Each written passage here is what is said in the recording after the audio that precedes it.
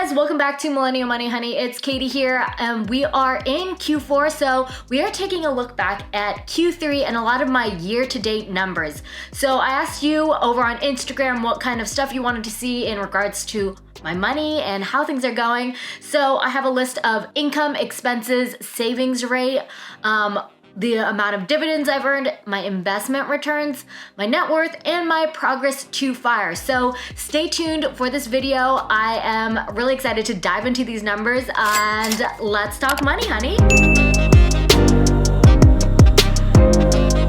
So a lot of this monthly money stuff, I go over my detailed spending in my monthly money series, which you should totally check out. I just released one, so if you want to check out the video before this, I break all my spending down there. So this video will kind of detail more of an overview of everything that's been going on year to date. And jumping right in, let's start with my income. So taking a look at this income at my chart, you can see I've earned anywhere in July, my low was $6,408. In April, I earned $11,884, which averages out to $9,310 per month.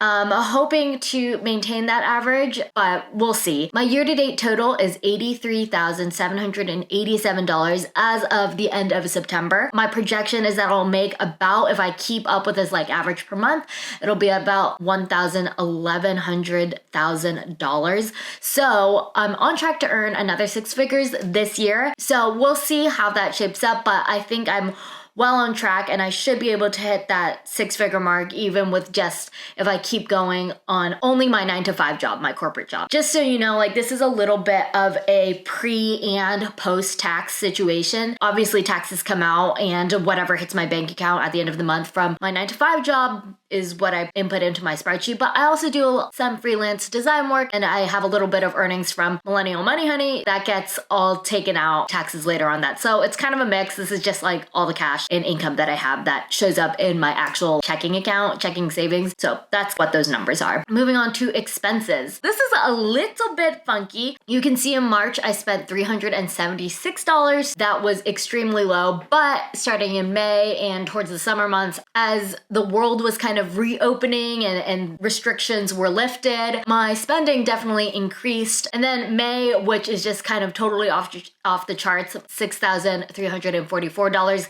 I counted my taxes owed that I paid for 2020. Since I did a lot of freelance work that year, I ended up owing quite a bit. So I counted those as expenses, and I kind of have struggled in some of my previous videos, deliberating how to sort of account for taxes. Truly, it was an expense in my head because I had to have the cash and it came out of my savings account. So it kind of skews the data a little bit. It also messes with a little bit of my savings rate, which you guys will see. So my average per month expenses ended up being $1,934, and my year-to-date total in spending is $17,403, but I anticipate my projected yearly expenses to be closer to $22,000. So we'll see. The only unaccounted factors that I could see it pushing it a little bit higher than that is October is my birthday month. So probably spending on hosting a little get together for that. And then of course the holiday season coming up. So I think Q4 might actually end up being a little more expensive. So maybe I should increase my projected expenses. My savings rate for Q3 was 71%, which I thought was really good. My lowest savings rate of the year was May at 43%, just because as I was saying before, that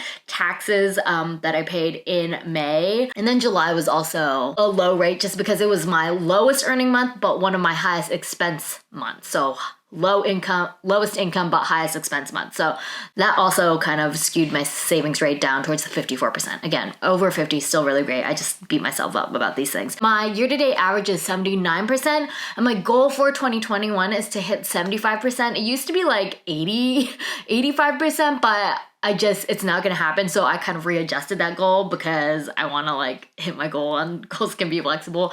It's whatever I say. So that's my new goal, is to stay at 75%. So I think, I hope I like adjusted it down to be attainable. In dividends, I earned $1,423. That is across all of my brokerage accounts. So both taxable and non-taxable. So my 401k and stuff too. I like looked into that. Once we hit December, that's like when all of the year-end dividends pay. And so I'll get like all of those, and that will literally over double the amount I've made. And then, okay, so I calculated my investment returns on a time-weighted return. Say I've contributed $25,000 into my account. This way, by looking at the time-weighted returns, it takes out the factor of the growth that you've contributed to the account, and rather like your investment growth. I'm not exactly sure how to calculate it. I just know where to look to find these numbers, or I just Google like Schwab, like time-weighted returns, or Fidelity time-weighted returns to actually find out this percentage and this number. So based on that,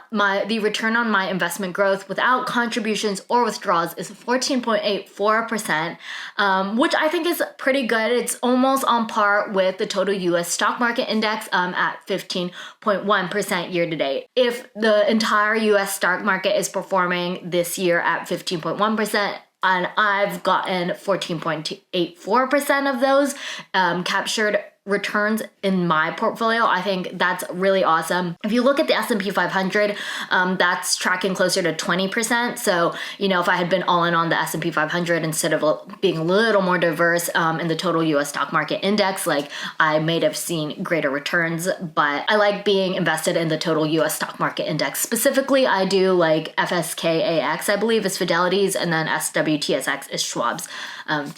It's the simplest. I know a lot of people have Vanguard and invest in VTSAX, but for me, I just have never had a Vanguard account. They're all pretty much the same, so I'm not trying to like have a bunch of different accounts with different brokerages. I think I'm wary of a lot of people who try to outperform the market, or they've had these amazing runs, and we've obviously been in a bull market for the longest time, except end of 2018, I believe it was, like the market ended up down, but overall we've come out well ahead in the last decade, over a decade now. I try and always capture, again, the market return. Being diversified in an index is the safest way to go, even if you potentially could earn more going like full send GameStop to the moon. That's just not my style of investing. That being said, we get into my net worth, and my net worth has grown 33% from January of this year. I am currently sitting at, in cash, $19,192. For cash, I am trying to build that cash cushion up to $26,000.